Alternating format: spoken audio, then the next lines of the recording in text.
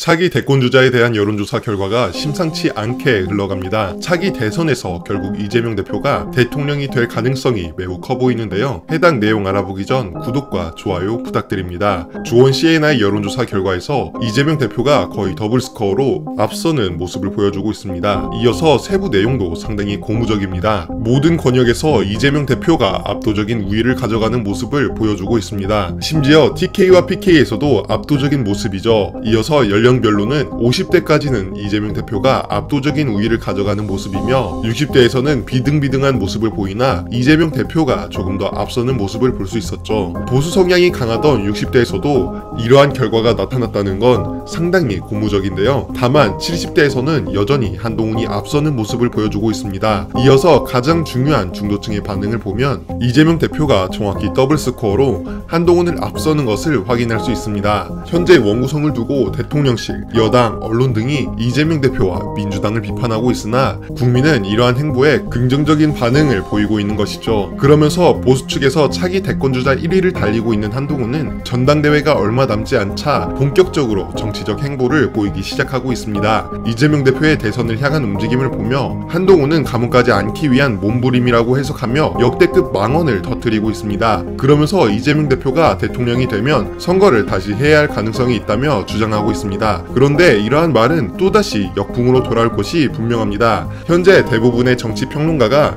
한동훈이 당대표 및 대선 후보가 되기 위해서는 윤석열과 각세우는 모습이 필수라 평가하고 있습니다. 윤석열 부하라는 인식을 벗어나기 위해서는 강경한 모습을 보여줘야 할 시간이 분명히 있을 겁니다. 그 강경한 모습을 보일 타이밍은 분명 제3경 특검이겠죠. 이어서 그 시기에 맞춰서 민주당 그리고 조혁당이 한동훈 특검법을 발의하면 그때 윤석열 대통령이 과연 거부권을 쓸까요? 당연히 아니겠죠. 그렇게 한동훈 특검법이 통과되면 어떻게 되겠습니까? 당연히 이재명 대표와 똑같은 입장이 됩니다.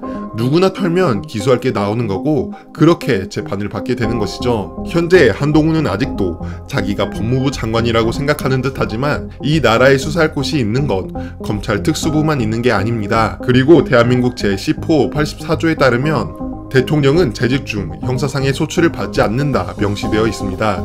네, 일명 불소추 특권이죠. 즉 대통령은 임기 중에 기소를 당하지 않는다는 것이고 포괄적으로 해석하면 대통령은 임기 중 재판에 넘어가지 않는다 볼 수 있습니다. 그런데 어떻게 재판이 진행된다는 것인지 기적의 논리를 펼치고 있는 한동훈입니다. 오늘도 영상 끝까지 시청해주셔서 감사합니다.